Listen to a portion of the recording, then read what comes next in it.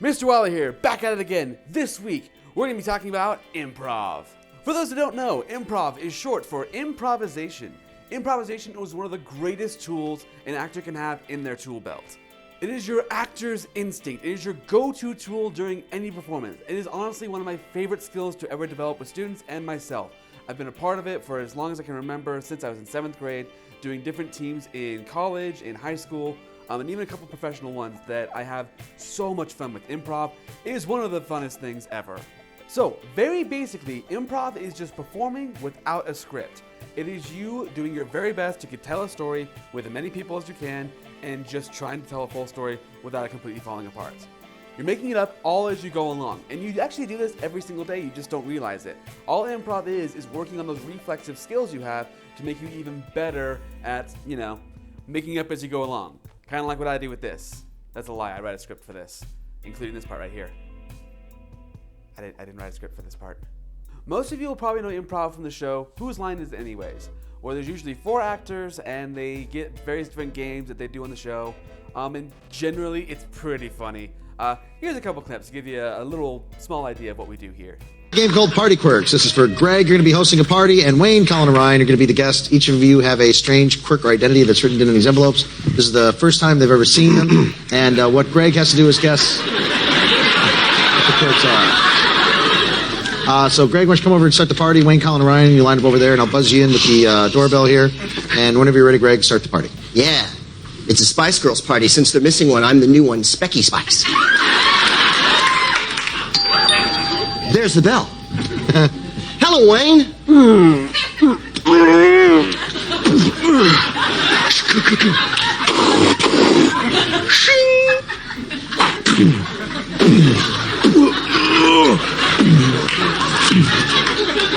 Can I get you a corn chip or something?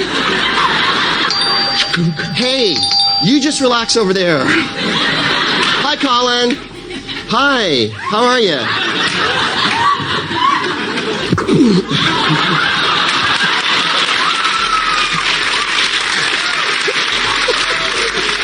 Have you met Wayne? He's fighting a series of bad guys in slow motion. He thinks he's in a movie. Very good. Close enough. Colin, can I get you a drink?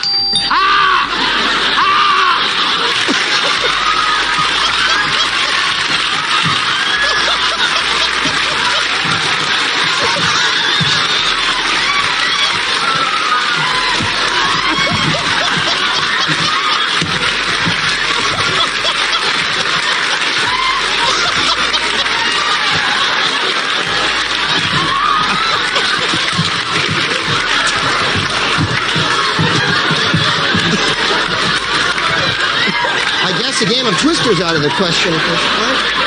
Hey, Colin, Ryan, have you met Colin? He's a trapeze artist. He's a high wire act in the circus. He thinks he's in a circus. He's a very unsuccessful. Now, will we be doing those same things in class? Absolutely yes. Those exercises, I believe, are the keys to making performers even better at their jobs. Because you have to stay in character, you have to stay in the moment and still tell the story. That's all acting is staying in character no matter what happens, and improv helps a ton with that. Let's go through a quick scenario here. You're on stage, it's your big moment, your scene partner is there with you, the audience is there, your mom and dad are proud of you and they're recording you from the front row, everything's going great, and then your partner gives you the look of death. They forgot their line, they have no idea what to say next. So then it's up to you, the one who does know their line and knows what's going on, to improv your way through it until they can figure it out, right? Improv is such a key role in that, right? It also helps because, it's live theater. Things will go wrong, like this. It's time, man. Do you know what? Hacking around some Do you know what? I'm sure she's still hacking around some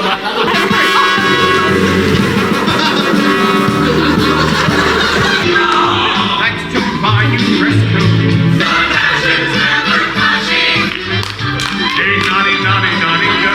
It's important to stay in character and be ready to work on those moments in case they happen. That way, the show continues on. That's why it's so important to have improv in your tool belt. It keeps you in character, it keeps the story going, And sometimes it can even be funnier than the actual show you scripted. So it's a win-win. Not to mention that everything you've ever seen on TV or on show or on stage has been improv at one point. It's all been thought before it was turned into an actual story. So, great tool to have, right? So how do you become a master improver? Well, there's a million different ways, but we're going to talk about 3 in this class. Wit, willingness, and workability, the 3 W's of improv. Let's break them down. I'll even throw in a little bit of comedy advice in there. Here we go. Wait, back up. I want to talk about one thing real quick before we go too deep into improv. The first rule of improv, it does not need to be funny. It does not need to be a comedic scene. It just happens to be that way sometimes because people end up doing silly things. That's the first thing that comes to their head, right? So it does not need to be funny, okay? That's the first rule. Don't need to be funny, okay? Now let's talk about the 3 W's. The first W is wit. Wit is your ability to act on your feet. It's how well you can be clever under pressure. This one takes the most practice to get right because a lot of times, unless you are thrown into an improv scene, you don't get a chance to practice wit very often. It's all about saying the first thing that comes to your head. The very first thing. Do not think too long on things when you're doing improv, okay? If you think too long, the scene will die down way too fast. You'll just stand there looking like this.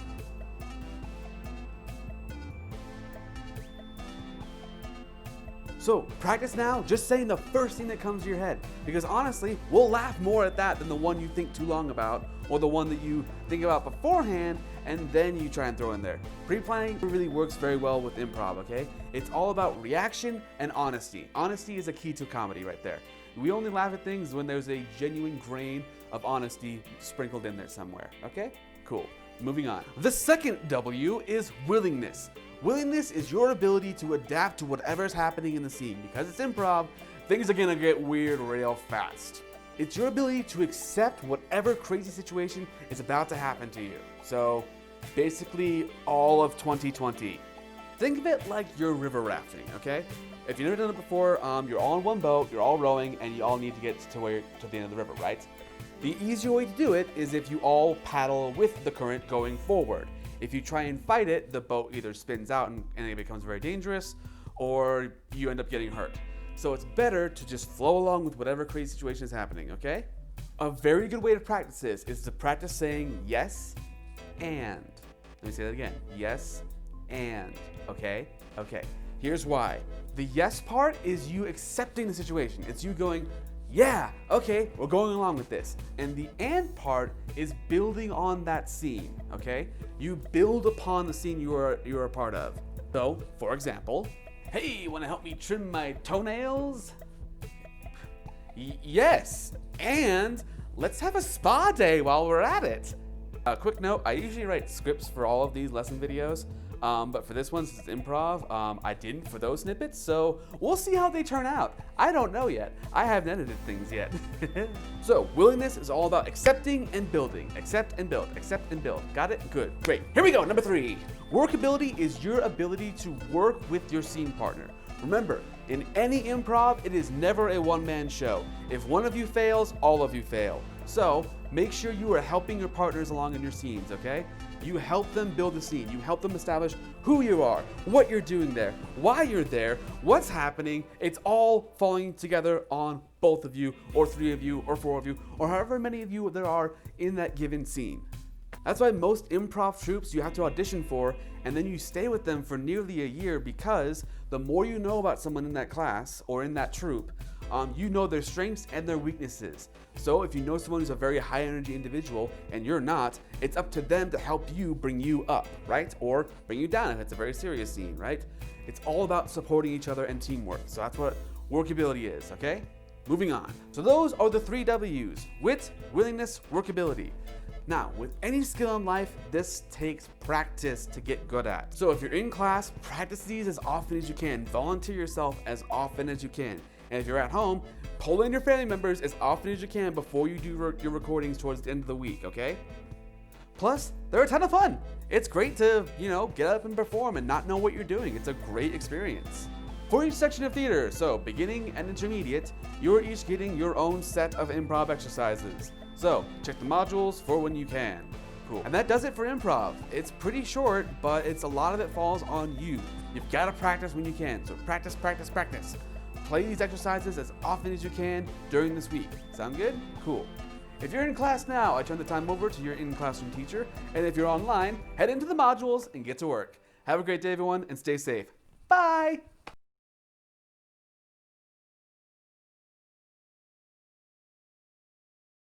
You're making it all up along. Okay. You're making it up all as you go. W's of improv: wit, willingness, and workability. Let's talk about them. Whoop, dropping the camera there. Wit, willingness, workability. No, why did I do that? That was bad. Practice, repetition, repetition. I said that twice. Dang it. Camera is like, nope, nope, stay. Okay. Done with the teeth and the tongue. Diction is done with the teeth and the tongue. That was bad. Okay, I'll warm it up. Let's do this.